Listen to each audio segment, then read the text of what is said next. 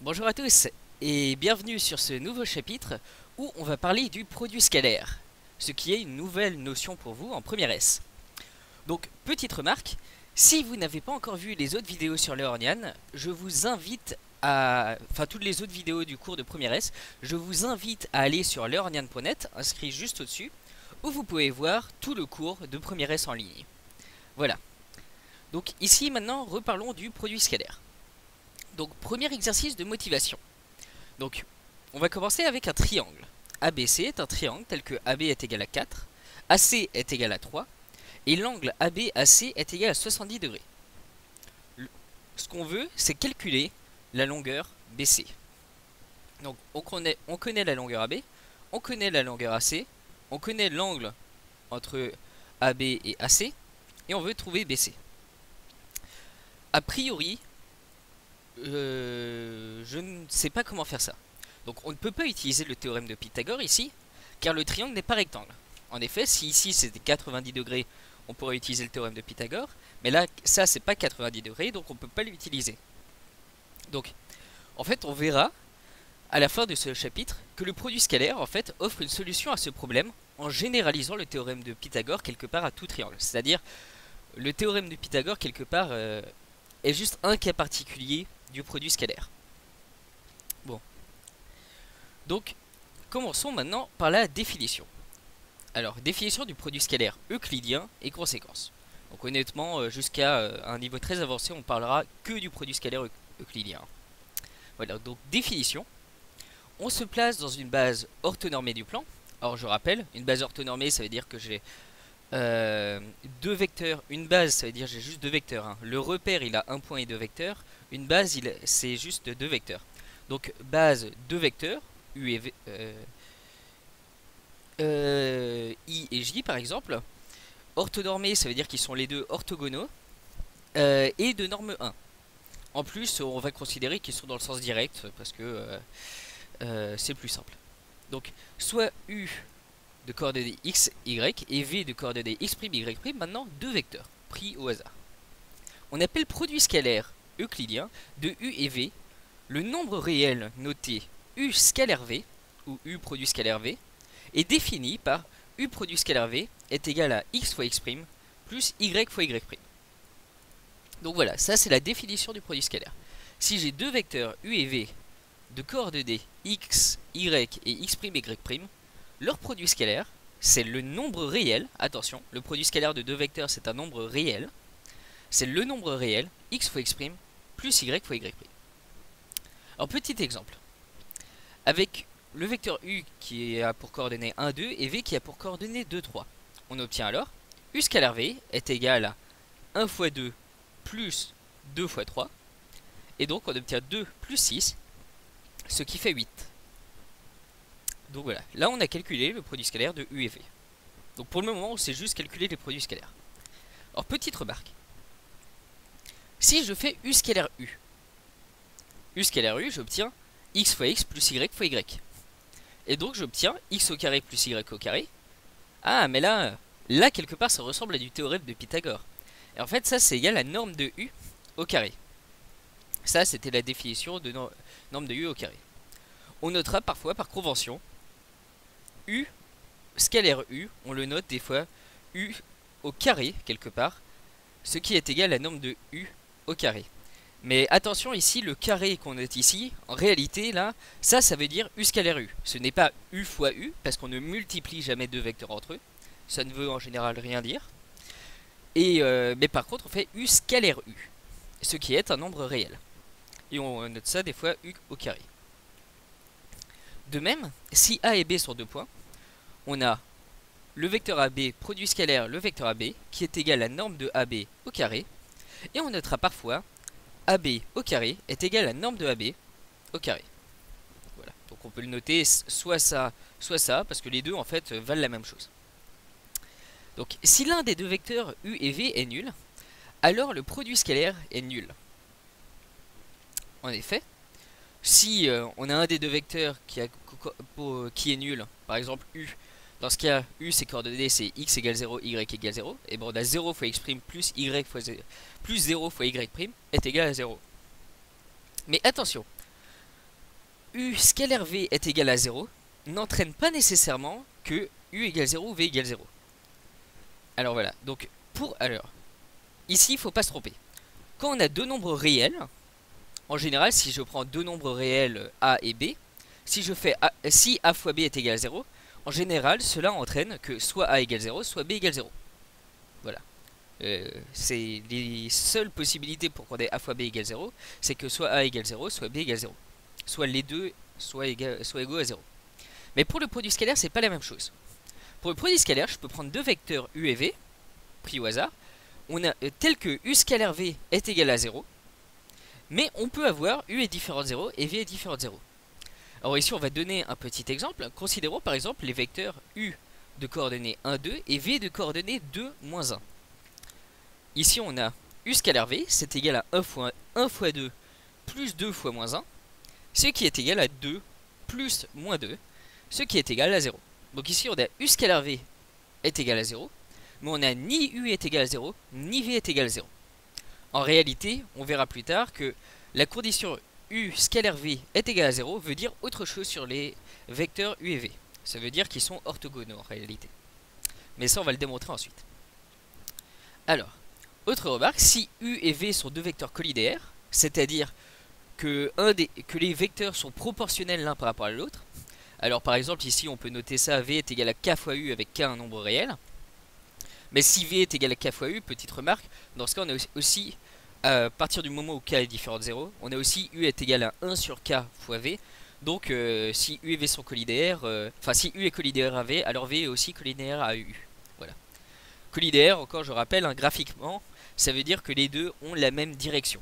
Pas forcément le même sens, mais la même direction. Alors si u et v sont collinéaires, alors u scalaire v, c'est x fois kx plus y fois ky, ce qui est égal à k fois x au carré plus y au carré, ce qui est égal à k fois nombre de u au carré. Donc encore une fois, si u et v sont collinéaires, quelque part, on retire le facteur multiplicateur qu'on sort, et on obtient nombre de u au carré ici. Alors, on va commencer avec un premier théorème qui montre toutes les autres expressions du produit scalaire. Parce que là, on a donné la définition. Mais très souvent, on va utiliser d'autres manières de calculer le produit scalaire qui pourront être très pratiques. Donc, quelques autres expressions. U scalaire v, c'est aussi un demi de norme de u plus v au carré, moins norme de u au carré, moins norme de v au carré. Donc ça, quelque part, ça va découler d'identité remarquable. Lorsque u est différent de 0 et v est différent de 0, on va avoir u scalaire v est égal à norme de u fois norme de v fois cosinus de l'angle UV. Donc celle-là, elle est vraiment très importante et pas franchement intuitive, que u scalaire v c'est norme de u fois norme de v fois cos UV. Voilà. Donc ça va être très important. Ensuite, lorsque u est différent de 0, u scalaire v est égal à u scalaire v', où v' est le projeteur orthogonal de v sur la direction donnée par u. Donc ça, graphiquement, ça peut permettre de comprendre la valeur du produit scalaire.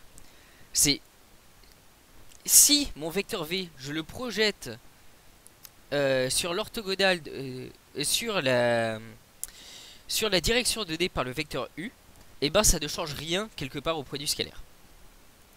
On va démontrer ces trois théorèmes. Donc premier théorème, calculons u scalaire v de cette manière-là. Notons x, y et x' et y', les coordonnées respectives de u et v. On a alors norme de u plus v au carré, c'est... Alors u plus v, ses coordonnées, c'est x plus x' et y plus y'. Donc ça, c'est égal à x plus x' au carré, plus y plus y' au carré. Ce qui est égal, je développe maintenant, à x au carré, plus 2xx', plus x' carré, plus y carré, plus 2yy', plus y' carré. Donc, u plus v au carré, donc norme de u plus v au carré. Du coup, à partir de ça, je simplifie, ça me donne x au carré plus y au carré, plus x' au carré plus y' au carré, plus 2 fois xx' plus y'. Donc voilà. Donc, norme de u plus v au carré, c'est du coup égal à x au carré, plus y au carré, ça c'est norme de u au carré, plus x' au carré plus y' au carré, ça c'est norme de v au carré, plus 2xx' plus y', ce qui est égal à 2 u scalaire v. À partir de là, je peux en conclure l'expression 1. C'est-à-dire, on obtient, je passe le nombre de u au carré de l'autre côté, le nombre de v au carré de l'autre côté, je divise par 2, et j'obtiens u scalar v est égal à 1 demi de nombre de u plus v au carré, moins nombre de u au carré, moins nombre de v au carré. Et là, j'ai obtenu l'expression 1. Donc voilà. Donc maintenant, on va voir l'expression 2. Supposons maintenant qu'on a u différent de 0 et v différent de 0. Enfin, oui, et v différent de 0. Enfin, des vecteurs nuls et des vecteurs nuls. Posons i est égal à u sur norme de u. Soit j le vecteur tel que l'angle ij est égal à pi sur 2 et norme de j est égal à 1. Là, en fait, on a construit une base orthonormale telle que la direction et le sens de i soient les mêmes que ceux de u. Ainsi, voilà, nous avons construit une base ij orthonormale directe. Dans cette base, on a, en notant θ est égal à l'angle UV, U, il a pour coordonnées nombre de U 0. Bah oui, parce que U, il est dans le même sens, la même direction que I, mais sauf que I, il est de norme 1 et U, il est de norme U à la place. Donc ici, U, ses coordonnées, c'est norme de U 0. V, par contre, c'est norme de V cos θ, norme de V sin θ. Alors si vous faites un petit dessin, vous verrez que ça se voit assez bien, parce qu'en effet, θ c'est l'angle UV, donc V, j'ai mon vecteur U qui est là, mon vecteur V il est là, bah sa norme c'est norme de V, et vu que ici ça c'est la direction des abscisses, ça c'est celle des ordonnées, et bah sa coordonnée suivant les X c'est norme de V cos θ, et la coordonnée suivant Y c'est norme de V sinus θ. Et V', donc V', les coordonnées de V', le projeteur orthogonal de V sur l'axe des abscisses, sur le vecteur U, c'est-à-dire ici j'ai U, enfin ici j'ai un vecteur U, ici j'ai un vecteur V, et ben V' ça va être le projeteur orthogonal sur l'axe des abscisses, donc il va être par ici aussi. Donc lui c'est comme si on a supprimé l'ordonnée de V, mais on n'a que conservé l'abscisse. Donc ça c'est V cos θ 0. Alors maintenant, calculons le produit scalaire U scalaire V. Donc on a U scalaire V, c'est x fois x' plus y fois y', ce qui fait norme de U fois norme de V cos θ, plus 0 fois norme de V sin θ. Et donc c'est bien norme de U fois norme de V fois cos θ. Donc là déjà on a montré l'expression 2. On vient de montrer ici, en se plaçant dans la bonne base, que U scalaire V, c'était norme de U fois norme de V fois cos θ. Alors maintenant, montrons l'expression 3. C'est-à-dire que le fait de faire le projeteur orthogonal de V sur la direction de U, et ben ça ne changeait rien au produit scalaire. C'est-à-dire, on a U scalaire V' qui est égal à U scalaire V. Bah en effet, V', on a supprimé l'ordonnée ici de V. Mais vu que de toute façon ici on avait un 0, quelque part on avait du 0 fois l'ordonnée de V. Donc l'ordonnée de V en fait ne comptait pas dans le produit scalaire. Donc on a U produit scalaire V' qui est égal à norme de U fois norme de V cos θ plus 0 fois 0 cette fois. Ce qui est égal à U scalaire V à nouveau. Et donc là j'obtiens l'expression 3. Donc voilà, donc maintenant petit exemple. Dans un repère orthonormé OIJ, on donne A qui a pour coordonnées 1, 1, B qui a pour coordonnées 4, 1 et C qui a pour coordonnées 3, 3. Alors, on peut vérifier par exemple avec les 4 expressions du produit scalaire que AB scalaire AC est égal à 6. Alors je vais juste faire ici le cas le plus simple avec la définition. Donc le vecteur AB, ses coordonnées c'est 3 et 0. Le vecteur AC, ses coordonnées c'est 2 et 2. Donc le 3 fois 2 plus 0 fois 2, c'est bien égal à 6. Et ensuite, avec norme de AB, norme de AC fois cos de l'angle ABAC, vous pouvez retrouver la même chose. Voilà. Alors maintenant, petite remarque. Cas de deux vecteurs collinéaires. Alors collinéaire, je rappelle, ça veut dire que les deux vecteurs, soit un vecteur est nul, ok, pourquoi pas, soit les deux vecteurs sont proportionnels l'un avec l'autre. Alors graphiquement, ça veut dire qu'ils ont la même direction. Donc si U et V sont collinéaires, on a U scalaire V est égal à norme de U fois norme de V si U et V sont collinaires de même sens, et U scalar V est égal à moins norme de U fois norme de V si U et V sont collinaires de sens opposé. Alors, ici, d'où est-ce qu'on peut tirer cette remarque? En fait, ça vient directement de la formule avec le cos θ. Si U et V sont collinaires, bah, l'angle UV, si U et V sont collinaires et de même sens, l'angle UV vaut 0 modulo de pi. Donc cos de l'angle UV est égal à 1. Si U et V sont collinaires mais de sens opposé, dans ce cas, l'angle UV vaut pi modulo de pi. Et dans ce cas, cosinus de l'angle vaut moins 1. Donc dans un cas, U scalar V vaut norme de U fois norme de V. Et dans l'autre cas, U scalar V c'est moins norme de U fois norme de V. Donc voilà. Donc d'où la remarque.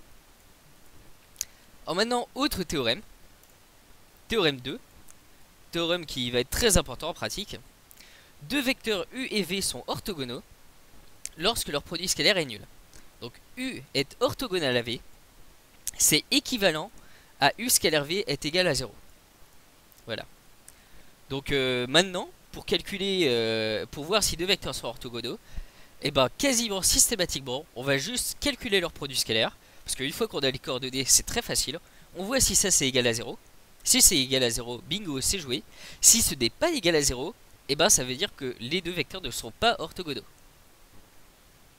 En démonstration, d'après le théorème de Pythagore, on a les équivalences suivantes. U et V orthogonaux, c'est équivalent à norme de U plus V au carré est égal à norme de U au carré plus norme de V au carré. Et d'après l'expression 1 du théorème, je rappelle, on avait U scalar V, c'était 1,5 de norme de U plus V au carré, moins norme de U au carré, moins norme de V au carré.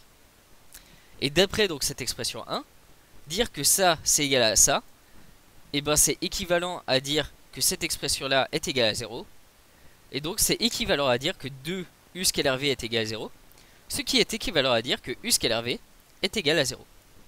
D'où les équivalences U et V orthogonaux équivalent à U scalar V est égal à 0. Donc voilà. Donc voilà, ça c'était un peu pour la définition du produit scalaire, ainsi que quelques théorèmes et propriétés très importantes. Donc il y a un peu voilà les différentes manières de calculer le produit scalaire. U produit scalaire V c'est xx' plus yy'. C'est aussi norme de U fois norme de V fois cos θ U fois cos UV. Donc deux choses très importantes. Si deux vecteurs sont orthogonaux, leur produit scalaire est nul. Si leur produit scalaire n'est pas nul, ils ne sont pas orthogonaux. Et si les vecteurs sont collinaires, alors U scalar V c'est soit norme de U fois norme de V s'ils sont de même sens, et moins norme de U fois norme de V s'ils sont de sens opposé. Donc voilà, j'espère que vous avez aimé cette vidéo et que ça a pu clarifier des choses sur le produit scalaire. Si c'est le cas, n'hésitez pas à la partager avec vos collègues, avec vos amis. Et à vous inscrire sur leornian.net sur le cours de première S pour voir toutes les autres vidéos que je mets en ligne. A bientôt.